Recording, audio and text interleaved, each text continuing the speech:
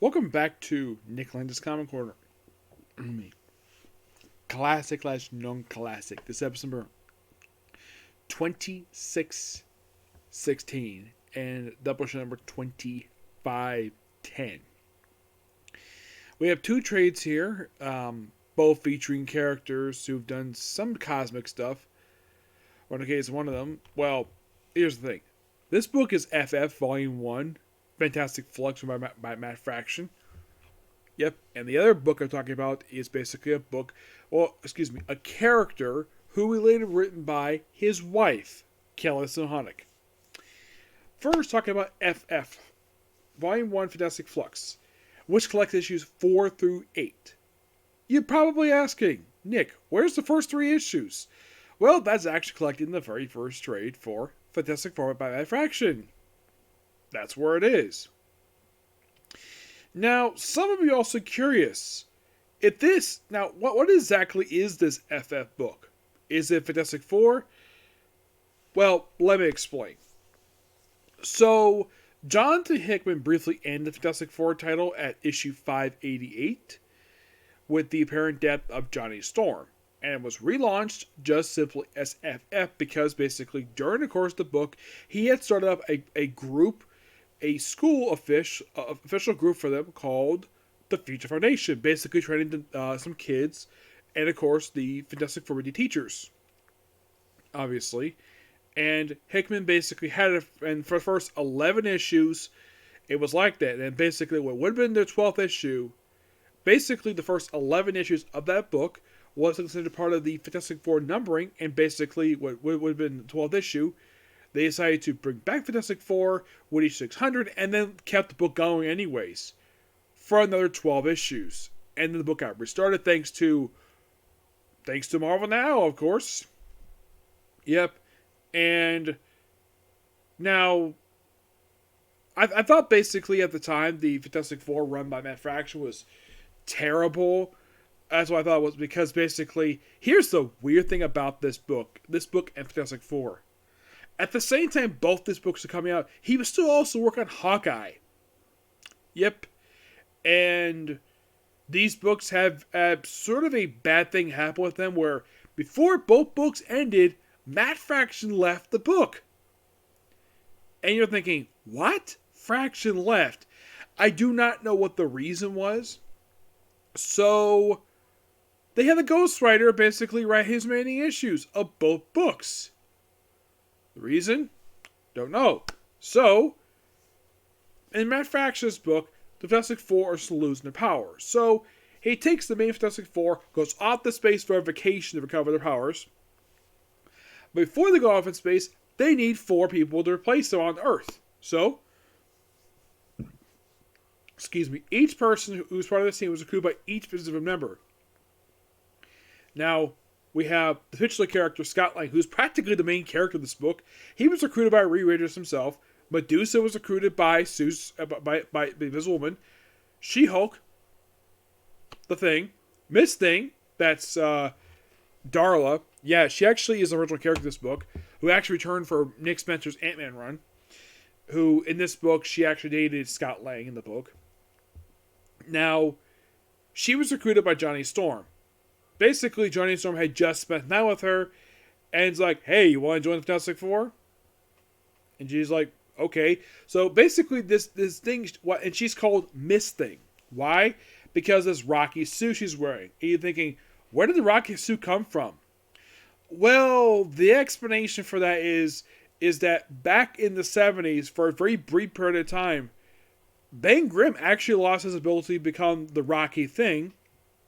So, Reed Richards developed this suit to allow him to still be the Thing because he was a Thing for a long time. So, this book, mostly has Matt Fraction in the writing, but Mike Aldred doing pretty much the artwork. Now, Mike Aldred, his artwork when I first saw it, I thought it was god awful. I thought it was the worst artwork I've ever seen.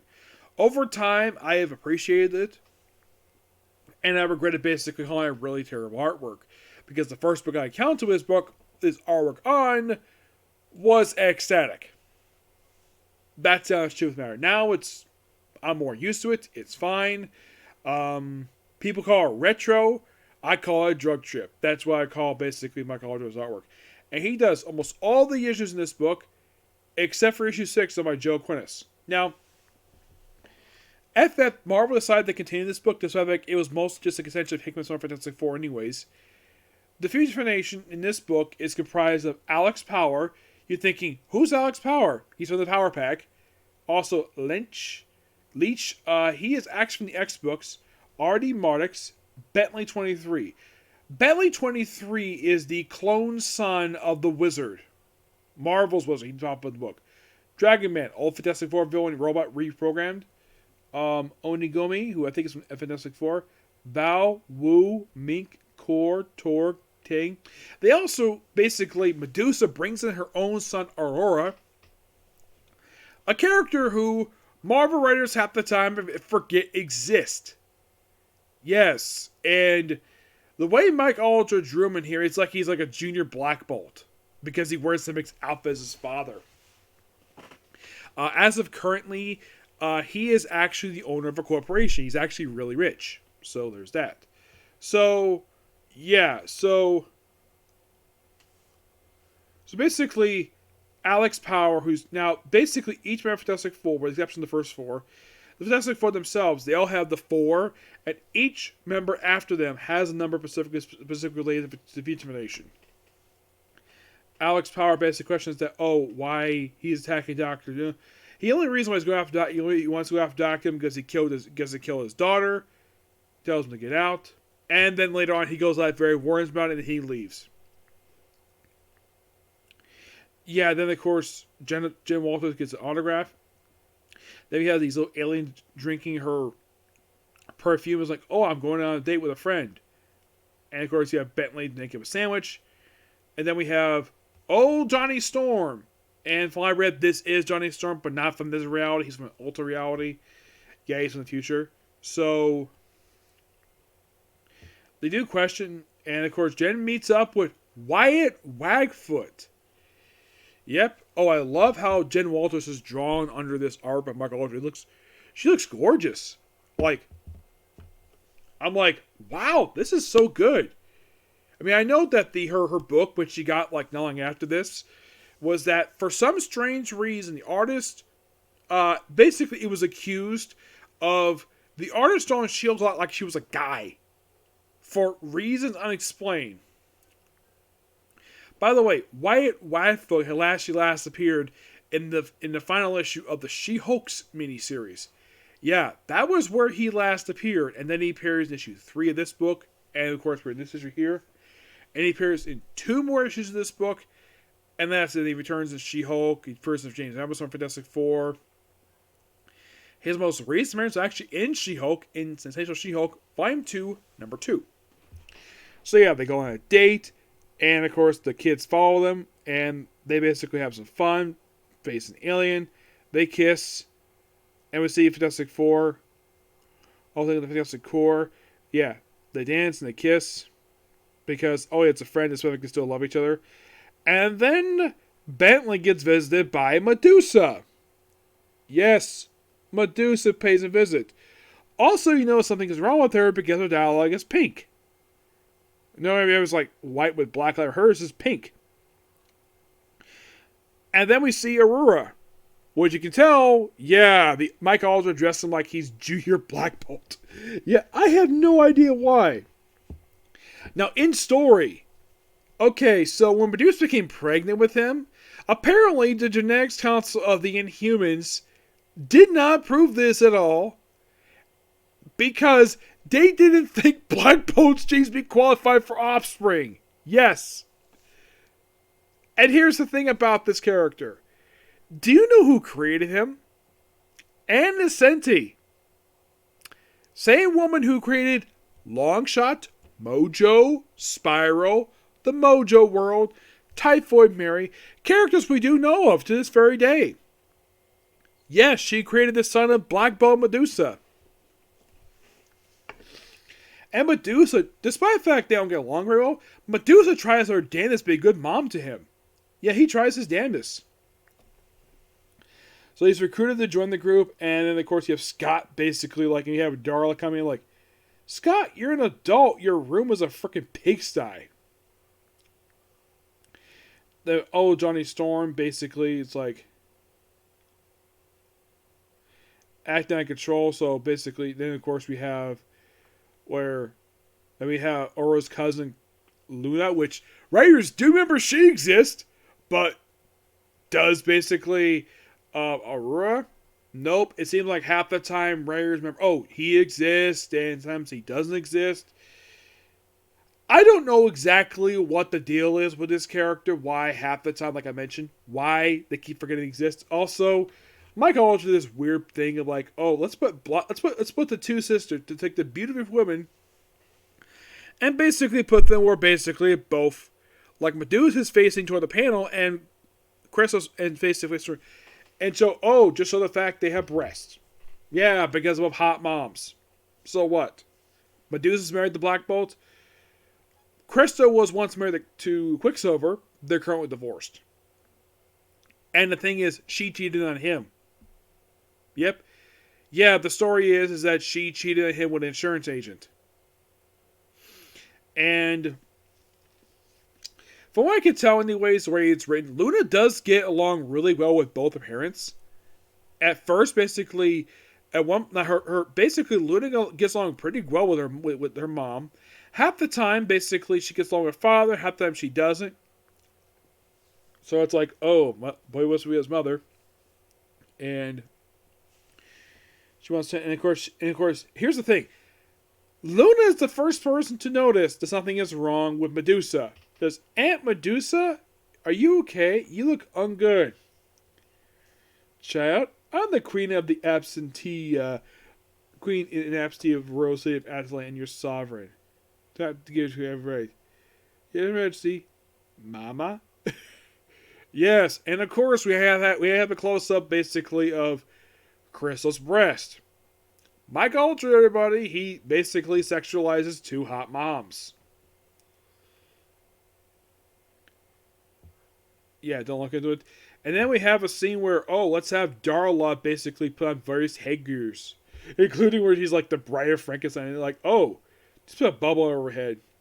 Johnson goes nuts, so they had to deal with him. So yeah, they deal with him in this issue. Like, yeah, and then of course you have aliens show up, take their kids back. Johnson himself out of control. Alex Power himself basically does whatever. And then Bentley sees his father. Oh boy. Oh, by the way, Slot kind of made a minor retcon where that he claimed that the wizard was actually the clone of this other guy named Bentley. Yes, seriously. I am not kidding about that. He seriously did that. I have no idea why. It's like, just do it so he could lose custody of his own son.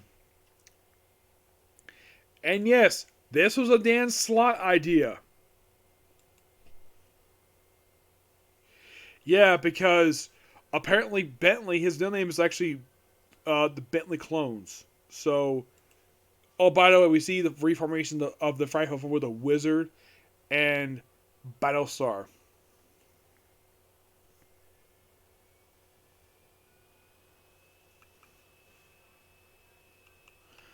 Yeah, it was also a claim that, he was actually just... like, it was so funny. The whole thing with him, like, there's this, like, other, like... Let's see if I can find it here, where the guy claims, he was the real Bentley. Yeah, Bentley Whitman. Yeah, he claimed to be. It was hilarious. Oh my god, this is so funny.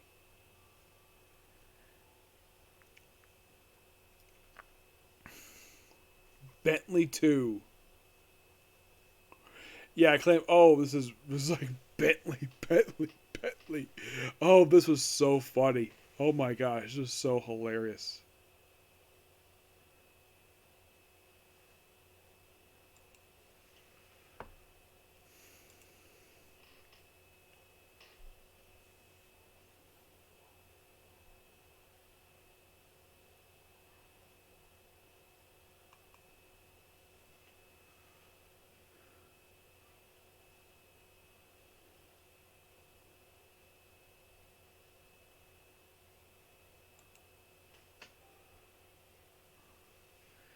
Yeah, I thought the whole Bentley 2 thing was hilarious. Yeah, it was so funny.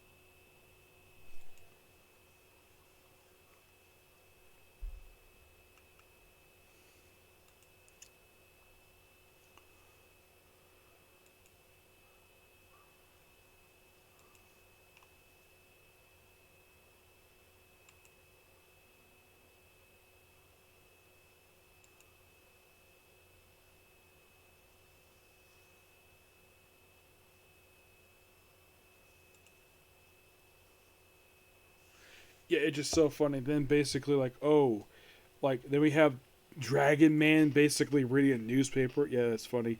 And Aurora's like, have you seen my mother? Have you seen Bentley 3? Is he in his head? No? Then no.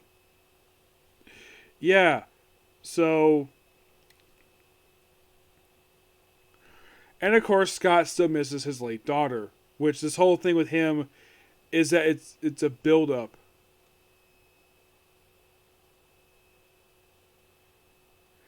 Yeah, the whole thing with that's a build to the very end. So, and of course you have the Fantastic Four plan the next thing. It just, and then we have this funny moment here where Black Bolt's communicating with his own son. Says, "Dad, okay, I understand. We can go." What do you say? He said a lot.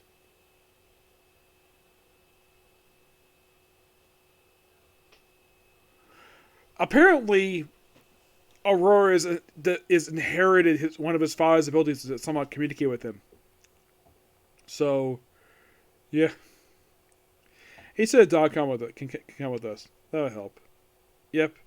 And of course they have like this little date. It's just a lot of fun stuff here, and this leads to the whole fight for four stuff where like, yeah, fight for four, and it's basically three people. It's like Medusa's brainwashed to join the group. Yeah, once again, Medusa is brainwashed to join the fight for four. First time was due to amnesia. This time was due to the fact she's brainwashed. Yep.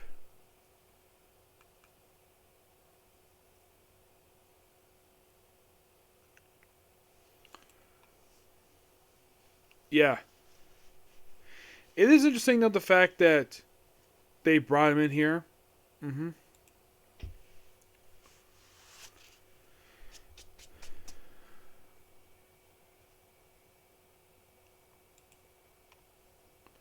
Now, if you're curious, part of this book, when was the last time the Fight Four were seen? Well, they did pop up in the Williams Sama Spider-Man and the Avengers one shot. Where they work with a guy who was a woman who was second Trapster. But part of this actually was an issue of Amazing Spider-Man. Yes, actually was in flashback. Let's see. Most like follow the Hulk stuff. Yes, so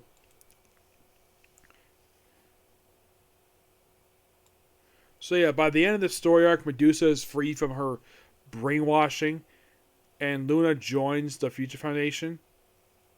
And then we have debut Kid Immortus and Ramna. Kid Immortalis is like, ooh, is he gonna set up for something later with Doctor Doom? Kind of, yes. He only exists in this book. Yep, he only exists in this one book. And first appearance of another version of Ravana, who's from the same timeline.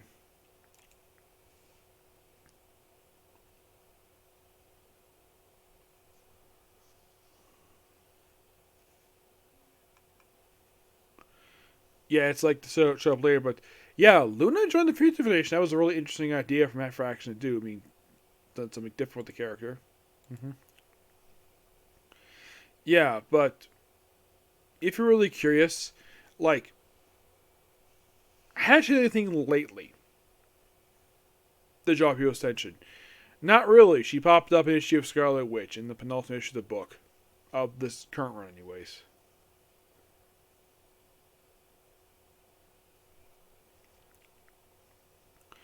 But I'm sure she was there probably to say hi to her Aunt Wanda.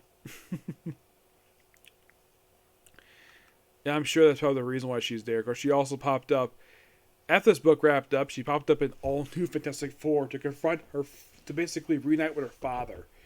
Popped up in the finale for All New Inhumans, Royals, Lockjaw. She's appeared a handful of times once this book wrapped. I'll talk more about it. But prior to this book, her last appearance was in issue 2 of Avengers Academy. Thinking, really? Yes, really. That was the last known time prior to this very book that she was last seen. Well, on screen anyways, but in person it was probably Rowan King's Inhumans number 2. That was the last known official time before this one. That was just a few years. That was back in 2009. But yeah, really fun book. Loved it. I'm going to give this FF tree a 10 out of 10. Next up we have is this book right here. We have Aquaman, the King of the Seven Seas, Deluxe Edition. Yep. This collects various Aquaman stories. Some of them might be kind of like, be something familiar. Excuse me, does it collect like all the Aquaman stories? No, it'd be too long. 428 pages this book is, so this book collects More Fun Comics 73, Aquaman's debut. That's what it is. Then there's several mini issues of Adventure Comics. We have issues 120, 137, 232, 266, 269, and 435. Aquaman's college is him trying to go into college. Undersea law. Now, join the Navy. He actually was Navy for an issue. Undersea Lost World.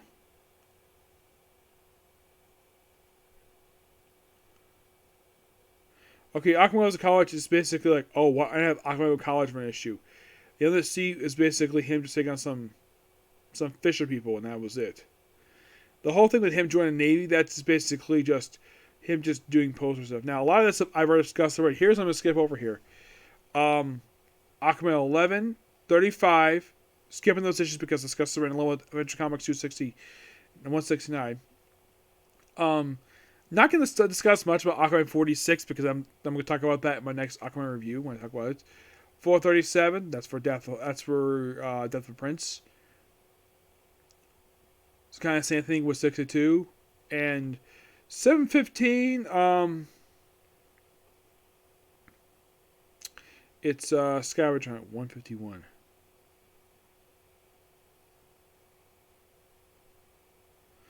Yeah, it's a quick 8-part story. It's just basically DeMatteis writes a story where Aquaman gets basically involved with some scavenger stuff. It's a really quick story, that one is. Now, the other books in here are get this, the first issue of Aquaman Volume 2, discussed later. The Legend of Aquaman, just a retelling of Aquaman's story written by Keith Giffen and Robert Loren Fleming. Now, we do have 2 issues of Peter David's Aquaman run, issues 0 and 37. Now, I'm not going to bigly discuss these issues because, well, discuss it when I get Peter David's run, but the big thing about Aquaman 0 is that it's basically a debut Aquaman's hook on his hand. They have Jail the Outworlds of War, A Date Which Lived in Infamy, written by Jeff Loeb. This book is mostly put just somehow Aquaman get involved with events. Yeah, here's the thing, it's called Jail Lay, Outworlds of War, but yeah, it feels more like an Aquaman story. American Tie Part 3, that's part of the Sub Diego stuff. I'll discuss that when I get to it. Outsiders of Abercrombie, Metamorphosis / Aquaman. This was a tryout book written by Tony Bedard and G. Will Wilson. Possibly one of these people join the Outsiders and be basically Metamorpho. And I previously discussed Aquaman 25 in volume. That's actually volume 825, and Aquaman number 1 from volume 7. Yeah, some of this is discussed already, and some will discuss the future, but pure classic stuff here for Aquaman.